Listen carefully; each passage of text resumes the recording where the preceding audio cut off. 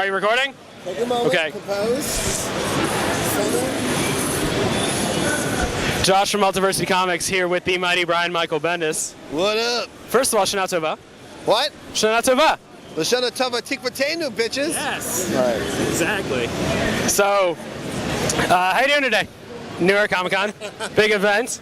I actually have questions. I'm just being pleasantries. How you doing? How you doing?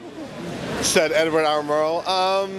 We're doing good. You know, I literally walked in the door about an hour ago, meeting friends, saying hi, but it's a madhouse already. Yeah.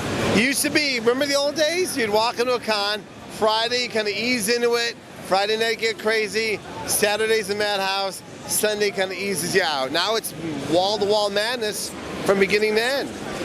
Sure enough. So it's crazy. I wore long sleeves like I thought I was gonna not be boiling hot. I don't know what I was thinking. Tomorrow I'll be naked. I look forward to this. I look forward to this. True believers. All right, the Avengers. You've been firing on all cylinders on that book for God knows how long, 7, 8, or 9 years now. Thank you. Fantastic stuff. My cylinders are exhausted. What was that? My cylinders are exhausted. Never Yes. mind. You know what? We're wrapping up our first arcs of the heroic age. We have in Avengers with John Romita Jr., who's doing the work of his life, where the time stream has been broken. The Marvel Universe is vomiting on itself. All the time streams are collapsing. The big finale will come. There will be some surprises at the end, and a big one that kind of sets up what's going to be, how it's going to be in the Marvel Universe for the foreseeable future. And in New Avengers, we're in the middle of the Magic War, the kind of trying to redefine what magic is in the Marvel Universe, trying to give it more gravitas, more explainability, more logic, so it isn't used as a whacked out deus ex machina, you know. So that's going. You can go ahead. That's going pretty well, but not everyone's walking away from that one alive. So some big drama happening very, very soon. Interesting. Issue 7 will be the debut of Luke and Jessica's baby's nanny, who is someone in the Marvel Universe. We will be announcing who that is at the Avengers panel tomorrow. Excellent. Well, look forward to that. Not really, but okay. Not really. A lot of people are talking about that chart you threw into to Avengers 5. Do you want to talk about a little bit about the origins of that? The what? The chart. The future Tony. That's a funny one. I know immediately the interweb started dumping on us for ripping off 52, but I'd actually never read that far into 52, so I didn't know.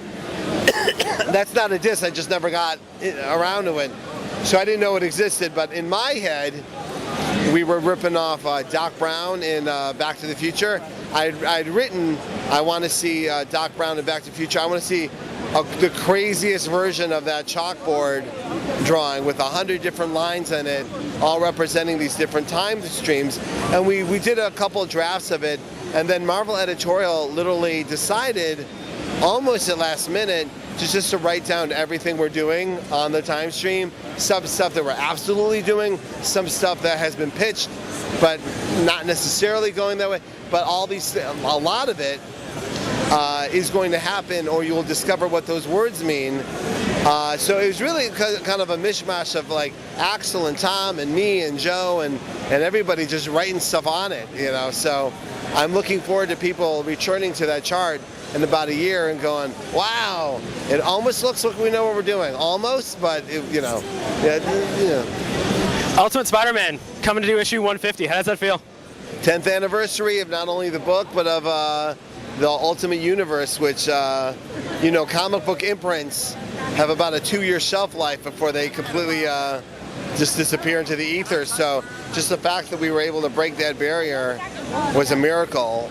So it feels amazing. I've never not been fired from a job before. So even that, I'd like to celebrate just that aspect of it. No, what we did was it's a game changer for the character.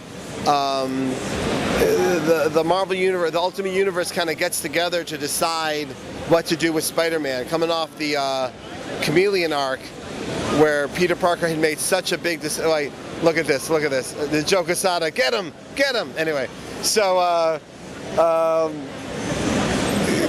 Peter Parker's life had fallen apart so badly that we, the Ultimate Universe has to decide what to do with him. And that decision is made in 150.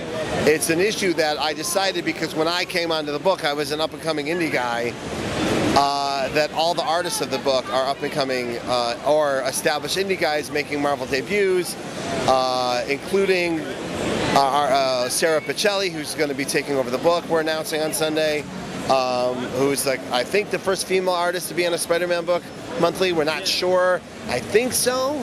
But she's amazing. She's going to be huge. And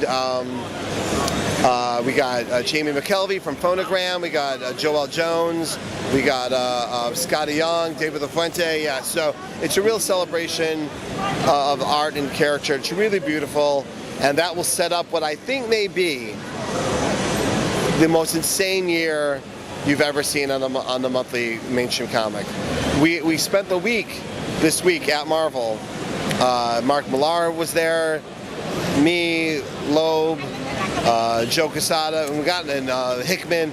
We got in a room and hashed out the Ultimate Universe plans, and they're insane. They're absolute. We were looking at the chart and going, that is what's going to happen to Spider-Man is insane. So we're very excited about telling new kinds of stories. That's great. That's really exciting. All right, well, thanks a lot. Won't take any more of your time. All right. Cool. Thanks. Guys.